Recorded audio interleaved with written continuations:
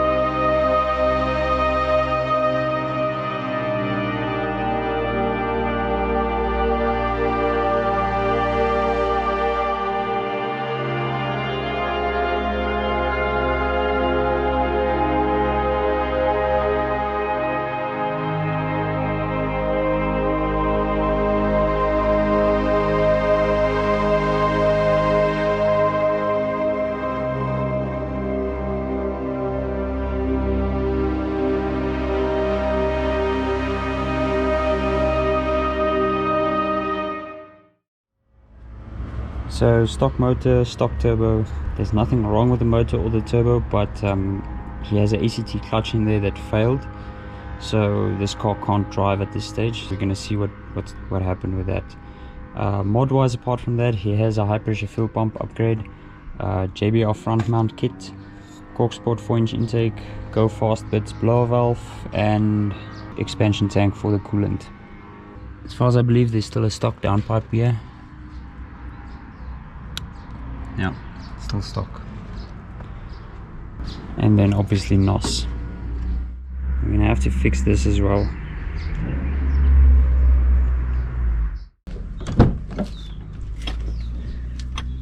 There's the switches for NOS, and I'm not sure what the other ones are for though. I know one is a heater for the tank at the back, and one is a purge button. The other two I'm not sure, but we'll figure it out what it's for, and then we're going to redo the wiring. Now this switch is very, I don't know if it's going to last though. Well, let's see. We're going to take all of this out and redo all the wiring.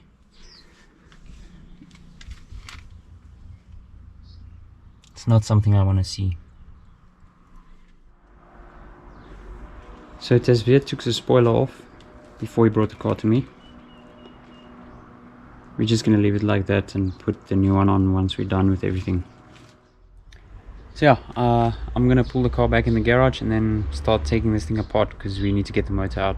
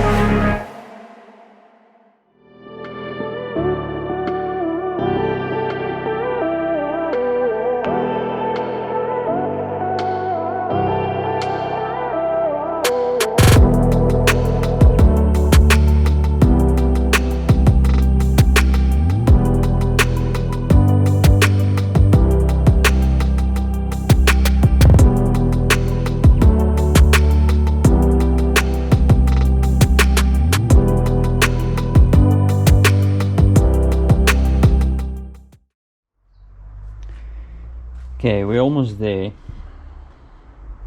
The only thing that needs to come out in the front still is I need to take off the AC compressor, the oil cooler, the clutch slave, and then I think, let's see, on this side maybe the water line, and the mount on this side. Then at the rear, that's where things get complicated, because I need to take out both the drive shaft still and the downpipe. Problem here is this downpipe was taken out before, I can see it, and whoever tightened it didn't use a torque wrench. Now the bottom bolt closest to the motor is stripped, so I don't know how I'm gonna get it out.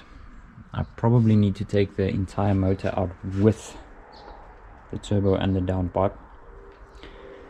That's one option, or I need to take the exhaust manifold off.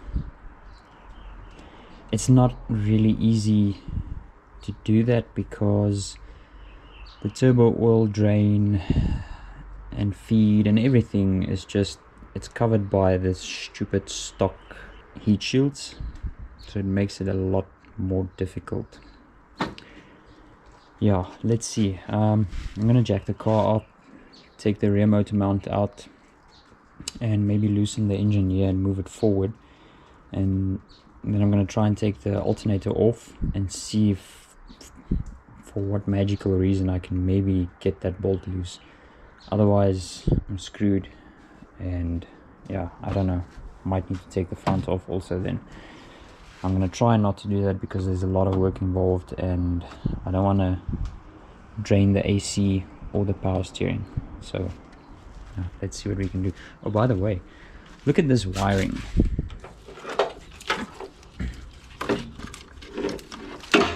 Now this was used for NOS, so my question is, how did it work? So yeah, I'm gonna pull everything out, and then I'm gonna try and run it with the harness. The harness is a bit more difficult than the Gen 1, but yeah, we're gonna route it through there, maybe through the fuse box even. We're gonna try and clean it up as much as we possibly can, but we'll get to that later. For now, let's try and get this thing out. Okay guys, everything's disconnected. Everything's off in the front, drive shafts out, downpipes off, alternators out. This mount is loose, rear motor mount's out. So the only thing that's left is this mount. Let's get the engine strapped and then lift it a bit and take that mount off. And then we're gonna take this mount out, and yeah, then we just need to move it out.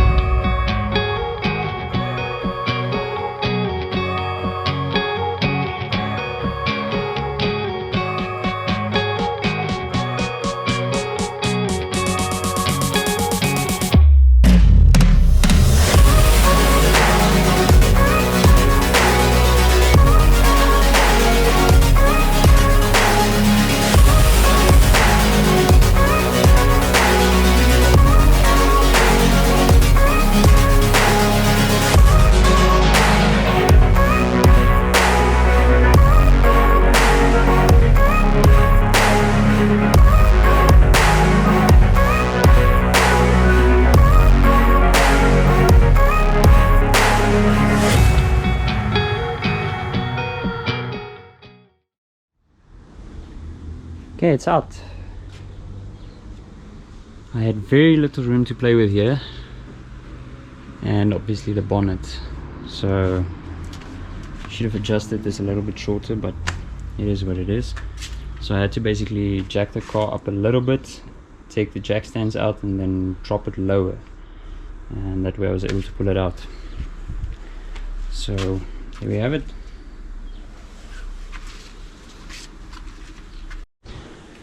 So guys, I think that's going to be it for this video, because there's a lot of stuff that I did, and the GoPro died on me halfway through for whatever reason. If I plug it in while it's doing the time lapse of me working on the engine, it died and that footage got lost. I don't know what the problem is, so I have to run it on battery, and I only have 2 batteries.